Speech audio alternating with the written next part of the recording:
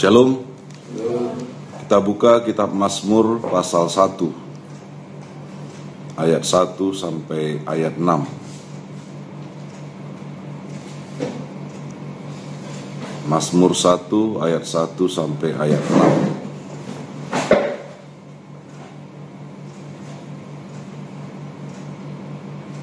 6. Silakan dibaca dari Anggi dulu.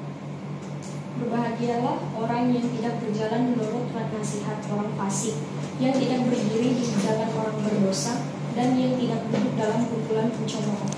Tetapi yang kesukaannya ialah Taurat Tuhan, dan yang merenungkan Taurat itu siang dan malam. Ia seperti pohon yang ditanam di aliran air, yang menghasilkan buahnya pada musimnya, dan yang tidak layu daunnya. Apa saja yang diperbuatnya berhasil. Bukan demikian orang fasik, mereka seperti sekal menghidupkan air. Sebab itu orang fasik tidak akan tahan dalam penghakiman, begitu pula orang berdosa dalam perkumpulan orang benar. Sebab Tuhan menang jalan kebenaran, tapi orang jalan fasik menuju kebinasaan. Baik, Shalom. Kalau kita berjalan berarti ada tujuan. Bisa berpindah dari awal kita berjalan ke tempat kemana tujuan kita berjalan. Bagaimana setiap perjalanan kita itu, apakah sudah jelas kemana tujuannya? Ya. Jadi nats ini menunjukkan bagaimana jalan orang benar dan jalan orang fasik. Pertama kita lihat dulu diri kita, apakah kita adalah orang benar atau kita adalah orang fasik. Jadi kalau orang yang benar itu, dia akan berjalan pada jalan yang sesuai dengan nasihat yang baik. Ya, dia akan berdiri di jalan orang-orang yang benar.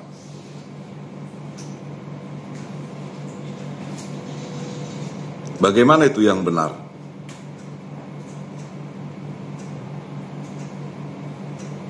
Bagaimana yang benar? Yang sungguh-sungguh dia melakukan apa yang dikehendaki Tuhan. Itu ukuran yang benar. Ya. Bukan yang dikehendaki oleh hatinya dan pikirannya sendiri. Ya. Jadi orang-orang yang benar itu dia akan mengikuti Tuhan, sebab hanya di dalam Tuhan ada kebenaran.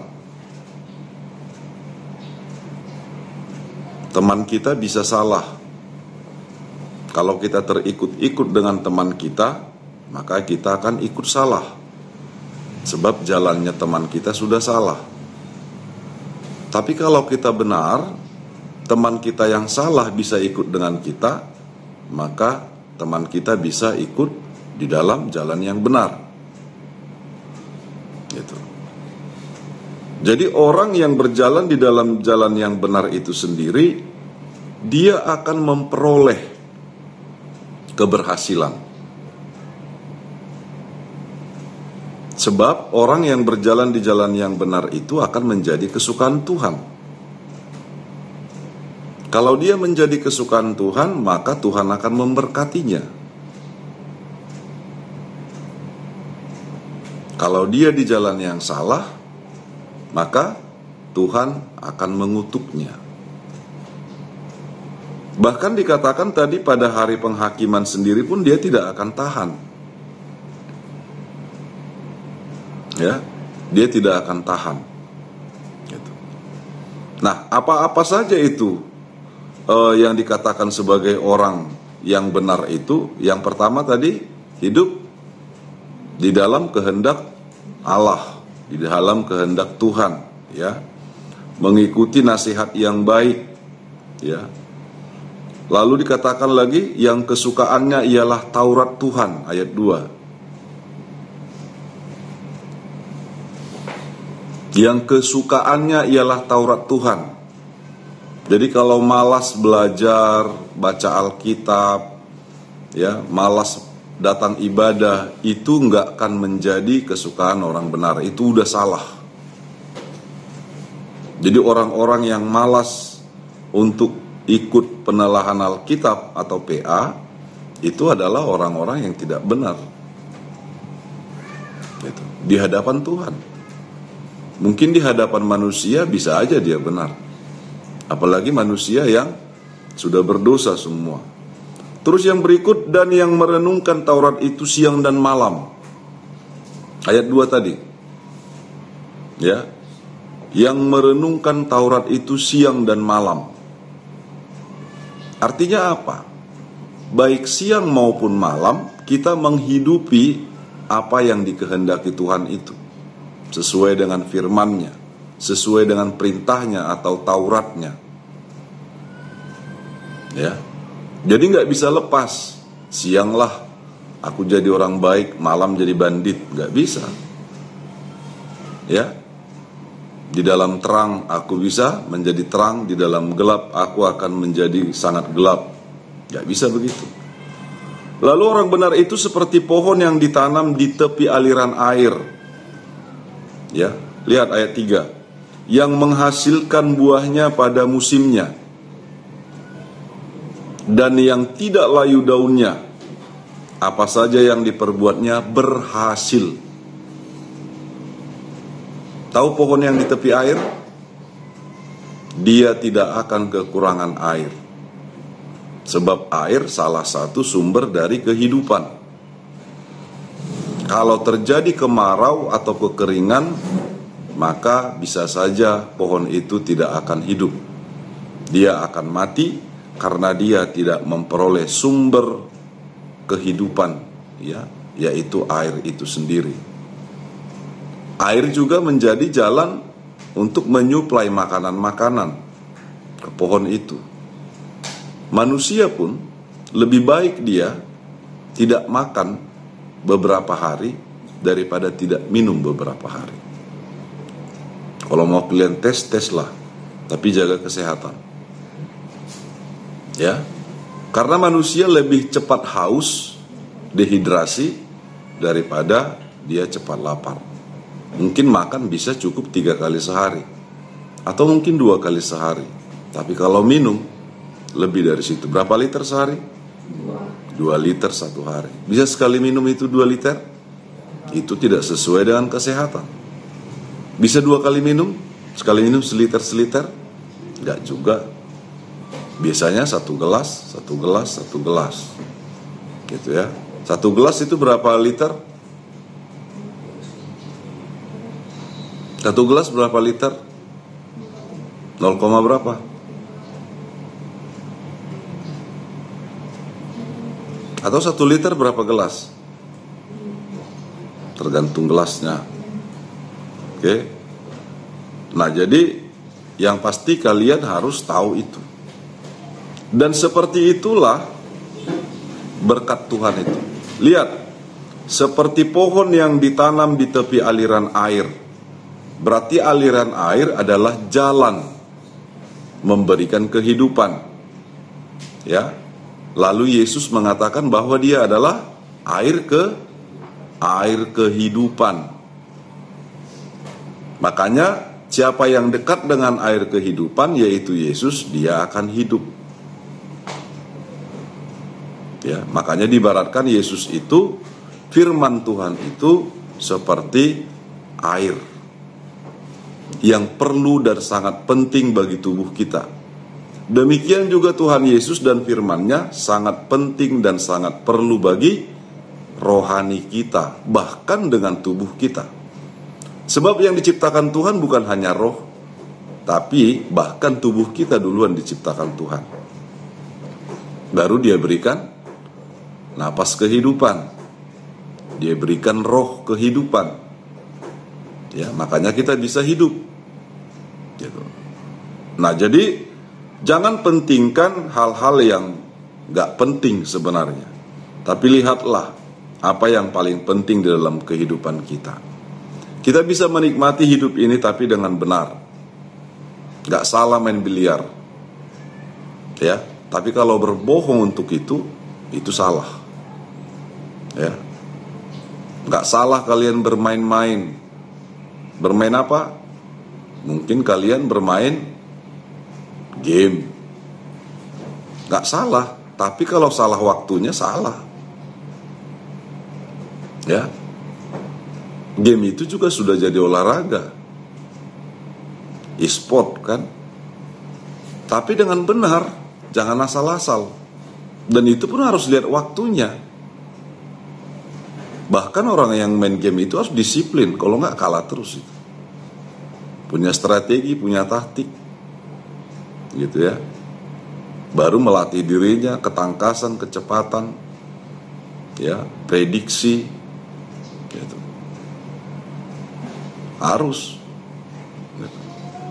Tapi pada waktunya main game. Pada waktunya belajar, waktunya sekolah. Makanya semua dikatakan pengkhotbah, semua indah pada waktunya.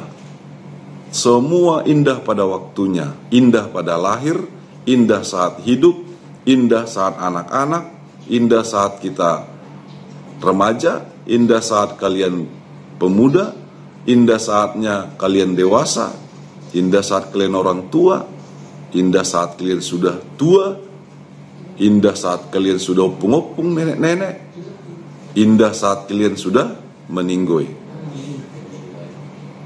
Ya kan? Wah, luar biasa, Pak. Mati siapa itu? Si Andre. Banyak kali jasanya. Ya kan? Daripada dibilang orang, biarlah mati di situ itu. Makanya pada saat kita lahir banyak orang ketawa, pada saat kita mati banyak orang nangis kalau kita orang baik. Tapi kalau kita tidak orang baik, pada saat kita lahir orang itu ketawa, pada saat kita mati mereka bersyukur. Terima kasih Tuhan, Kau sudah mengambil nyawanya. Ya kan? Sebab dalam kehidupannya banyak sekali yang bisa diingat, susah dilupakan. Tapi satu pun tidak ada yang bisa jadi teladan. Tidak ada yang patut dicontoh karena saking jahatnya mungkin. Ya. Nah, jadi orang fasik itu bagaimana? Bukan demikian orang fasik. Mereka seperti sekam yang ditiupkan angin. Tahu sekam? Tahu sekam? Pernah melihat penggilingan padi? Kulit-kulit padi itu, itulah sekam, ya, dan gampang diterbangkan angin. Karena nggak ada lagi isinya. Isinya sudah diambil, yaitu beras itu. Maka dia akan gampang diterbangkan angin. Jadi orang-orang fasik itu orang-orang bodoh. Orang-orang yang tidak cintakan Taurat Tuhan itu adalah orang-orang bodoh. Itu kosong. Tong kosong nyaring bunyinya. Suaranya kuat-kuat, tapi isinya nggak ada. Gitu. Ya. Ribut-ribut, tapi nggak ada kualitasnya. Nah, jadi terbalik, kalau orang benar tadi, dia tidak akan pernah bisa dikalahkan oleh situasi. Bahkan angin seperti apapun tidak akan bisa mengalahkan dia. Nah, sebab itu orang fasik tidak akan tahan dalam penghakiman. Lihat itu, ayat 5. Raja, coba baca ayat 5. Sebab itu orang fasik tidak akan tahan dalam penghakiman. Begitu pula orang berdosa dalam perkumpulan orang benar. Jadi orang fasik tidak akan tahan dalam penghakiman. Nanti semua akan dihakimi kok. Ya kan? Semua akan dihakimi kok. Hakim agung itu adalah Yesus sendiri. Bayangkan, hakim itu adalah Tuhan kita, juru selamat kita. Ada orang dalam kita. Yang lain, agama lain belum tentu. Kita ada orang dalam. Bahkan dia lebih tahu dengan kita. Gitu. Makanya setiap orang percaya, yang betul-betul percaya itu tidak akan langsung diangkat. Gak ada lagi penghakiman. Tapi kalau orang-orang yang berdosa itu akan dihakimi. Penghakimannya adalah penghukuman. Ya, penghukuman. Makanya dikatakan kalau tidak surga berarti neraka. Ya. Nggak ada istilah nanti dibakar dulu. Setelah dibakar beberapa kali, dimurnikanlah dia, baru masukkan ke surga setelah selesai dihukum. Nggak kayak gitu. Makanya penghukumannya selama-lamanya, ya, kehidupannya selama-lama. Artinya nggak sebentar. Kalau kita benar, hidup selama-lamanya. Kalau kita nggak benar atau fasik, berarti dihukum selama-lamanya. Pilihlah, ya, terserah masing-masing kok. Tuhan memberikan kemerdekaan, tapi Tuhan mengkehendaki, ya, bahwa kita semua akan hidup di dalam kebenarannya.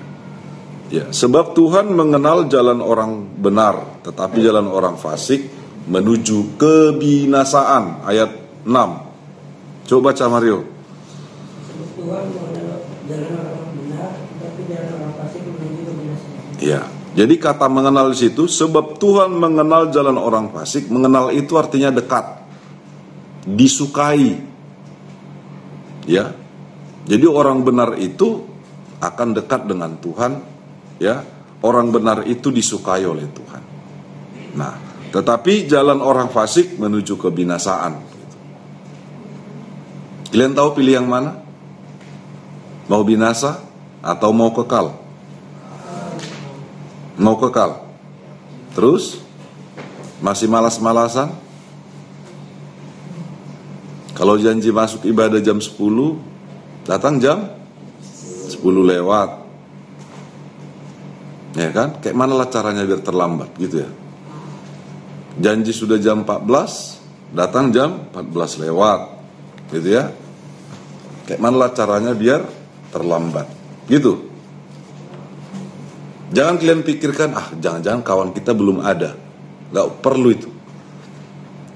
Ya, gak perlu, itu bodoh namanya. Ya. Berusahalah kita disiplin dan mendisiplinkan diri.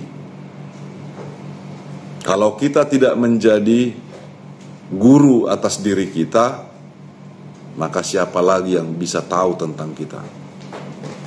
Tuhan tahu kok. Makanya lebih dekatlah kepada Tuhan untuk diri kita yang semakin baik. Untuk itu, pilihlah jalan yang benar dan tinggalkanlah kefasikan. Pilihlah jalan yang benar, sebab yang benar menuju ke kekalan, tetapi jalan orang fasik akan sesat dan menjadi binasa. Tuhan memberkati. Kita berdoa. Terima kasih Tuhan buat firman-Mu yang Kau sampaikan bagi kami hari ini. Biarlah ini menjadi kekuatan, biarlah ini menjadi dasar kehidupan kami. Berkati seluruh anak-anak Tuhan, agar mereka dimampukan menjadi pribadi-pribadi yang mampu untuk melakukan apa yang baik dan terbaik sesuai dengan kehendak Tuhan dalam kehidupannya. Baik di dalam keluarga mereka, biarlah mereka menjadi anak-anak yang menjadi kesukaan orang tua, menjadi kebanggaan keluarga, bahkan di sekolah juga mereka bisa menjadi teladan, bisa menjadi contoh yang baik atas segala apa yang Tuhan kehendaki. Demikian juga pada masa depan mereka Tuhan. Biarlah jalan mereka setapak demi setapak mereka akan langkahkan untuk menuju apa yang Tuhan sudah persiapkan bagi mereka, bagi setiap anak-anak-Mu. Kami serahkan seluruh kehidupan kami, terkhusus buat seluruh anak-anak Tuhan, di dalam Kristus Yesus Tuhan yang menjadi jalan kehidupan bagi kami. Amin.